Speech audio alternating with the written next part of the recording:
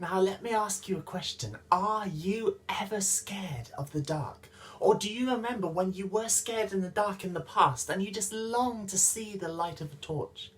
I certainly remember those stormy days at night with power cuts. No light anywhere, which was terrifying for me as a child. But do you remember how comforting that light was when someone came in with a candle or a torch? Darkness can be very frightening. It means we don't know where we are, we don't know where to go.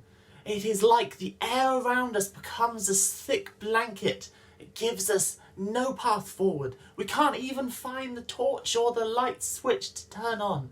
But when that lamp comes, when that candle is lit, it glows with golden comfort and we think, oh, now I see the way. It's all going to be okay. This passage is about a God who is like a father lovingly bringing his lamp into the room of his terrified little daughter. Do you see her cowering, trembling under the bed sheets as the power has failed and she is in darkness? She feels suffocated in that darkness. And oh, her relief when she sees that crack of light under the door frame, as she sees the door open, and as soon as she sees her father, she cries out, "Daddy!" with relief, and holds on to him, clings onto him, and weeps with relief. This passage is about God our Father who brings light to our darkest night. Let's split it into two questions from two different perspectives. First, does God desire to reveal himself? And second, do we desire to see his light? So does God desire for us to know him, for himself to be revealed to us? Or does he desire to be entirely unknown to us? This is an important question. Many rightly point out that there is a massive, indeed an infinitely massive difference between the very creator of the universe and tiny little human beings on the pale blue dot called Earth. Some conclude from this, well, there's no real way of knowing God then. If God is so big and we're so small, aren't we doomed to not know anything about him? Does he desire us to live our lives just in guessing about the way he is? The answer would be yes, if he left us to ourselves. We cannot know God on our own. He's not like some mind that we can dig into. We can't discover and measure him as we can with things in this creation because he's not part of it. He is the creator of the creation. He's not part of the universe. He transcends above all creation. So we know nothing about him. That is, unless he chooses on his terms to make himself known to us. And he does make himself known to us. That is the unequivocal truth that Jesus says about himself here as the light, the lamp of the world. He says, do you bring in a lamp and put it under a bowl or a bed? Instead, don't you put it on its stand? For whatever is hidden is meant to be disclosed, and whatever is concealed is meant to be brought out into the open. So we learn from Jesus with certainty that God is not a God who stays high above us, unknowable, in a cloud of utter sheer mystery. No, he is God who is like a lamp, who sent a lamp into the world. A lamp, by its nature as a lamp, is not meant to be concealed, otherwise why would it shine? This lamp is called Jesus. He is the light. He says in John 8:12, I am the light of the world. And he shows us that God desires to reveal himself to us. We rely completely on this lamp for light. There is no other divine light anywhere. We cannot know anything about God unless he reveals himself to us. There is no textbook on God, no Wikipedia article that does not itself rely completely on what God has revealed to us. Anything we know about him is something that he has chosen specifically to reveal. But this is such wonderful news. God is not hidden from us. He makes himself personally known. He is not some vague, ethereal idea. He is a person. He is Jesus. Jesus came to us as a real human being. He came to live amongst us. No more guessing. Jesus reveals God as he truly is. We surely cannot deny that the infinite God is able to reveal himself to his own creatures if he so wishes. It is false humility to claim that we can't know anything about God, when God is meanwhile shouting, "What about Jesus?" Think about it. This glorifies God, for the very idea of the glory of God implies shining out, resplendence. Glory is made even greater by revelation. God is a God who desires to shine and reveal his true self gloriously. So if you feel far away from God today, remember God is not hiding from you. We cannot yet see him physically. For this we still have to wait. But we can know him personally on a deeper level than any other person. This is the beauty of knowing the God, Jesus, who has revealed himself.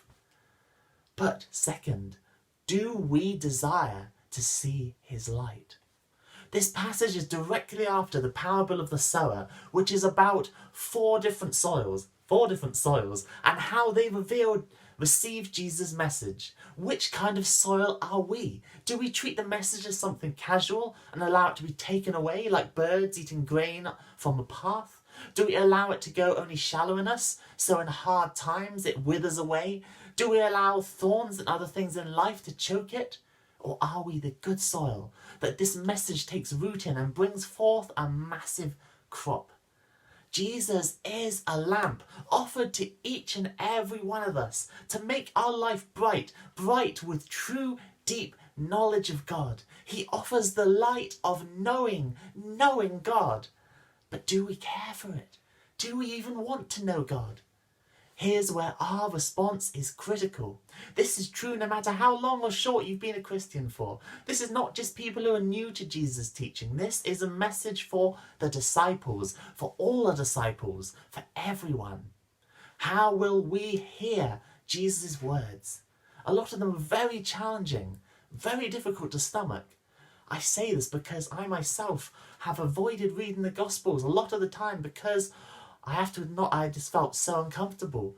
And to be honest, at that time, I just didn't want to believe what Jesus was teaching. He's worked in me and made me love it since. But by doing this, at this time, I put a basket over his light, and I missed out on knowing the true nature of our wonderful God. How glad I am that he is beginning to burn that basket away now. There's still too much basket left, but he's burning it away. How much better it is to know the real God than some random idea that you have of God. You know, when you walk out of a really, really immersive film like Star Wars and you think, "Oh, I just wish I lived in that movie. It's so much better than dull, grey real life." But in this case, the truth is not just stranger than fiction, it is better than fiction. So how do we hear Jesus' message? How do we read his words in the Bible? Jesus uses the curious phrase that is quite striking. With the measure you use, it will be measured to you, and even more. This measure is like a cup used for weighing flour or grain. You could say it's like a wisdom scoop. What sort of scoop are we using to take in Jesus' teaching? In short, our attitude dictates our outcome. Jesus is saying here that listening can be a self-fulfilling prophecy. With what attitude do we hear Jesus' words? If we listen to him with a loophole scoop, desiring to find loopholes and wiggle room out of his principles and ways to dull them down, that's what you will find. I know, because I found these loopholes for many years. If you listen to him with a cynical scoop, you'll probably find something that you find fault with. If you want to pick holes, you'll find something. Even if something is entirely innocent, it is the easiest thing in the world to accuse it. But if you listen to him with a scoop of truth, desiring truly and genuinely to know the truth about God, whom he reveals so wonderfully, then this is what you'll find. You'll find the truth, and the truth will set you free. You'll find a feast of truth there like you've never known before. And if you listen to him with a scoop of hunger, hungry to know God, desperate, empty, starving for hope, then guess what? He will fill you. Blessed are the hungry, for they will be filled. He will fill you to overflowing with the choicest food of his presence. Then there is the scoop of love, the scoop of trust. If we love the one we are listening to, how much more will we give him all our attention? We'll want to know what he says about this and that. We'll follow it. We'll hang on his every word. If we trust him with our lives, our everything, then we will just want to hear everything he says, and we will hang on it for dear life. And you know what? His promise here is whoever has will be given more.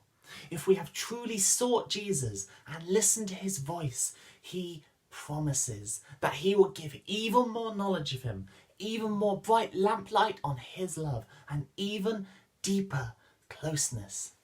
So remember, God is a God who loves to reveal himself, and he will shine bright through Jesus to us if only we have ears to listen, ears like lampstands, not baskets. When I made this shift, albeit an imperfect shift, of actually choosing to listen and learn from Jesus, rather than simply fitting him into my preconceived box and moulding his words to fit my ideas, then everything changed forever. Literally, I used to just write down what I thought and then look at the Bible and try and work out how I could fit it into what I already thought. But actually reading his word and learning from it, it's changed everything. I would really recommend go back to the Gospels, go back to another part of the Bible, the Psalms or some of Paul's letters, read through them. And when you read them, ask God to teach you.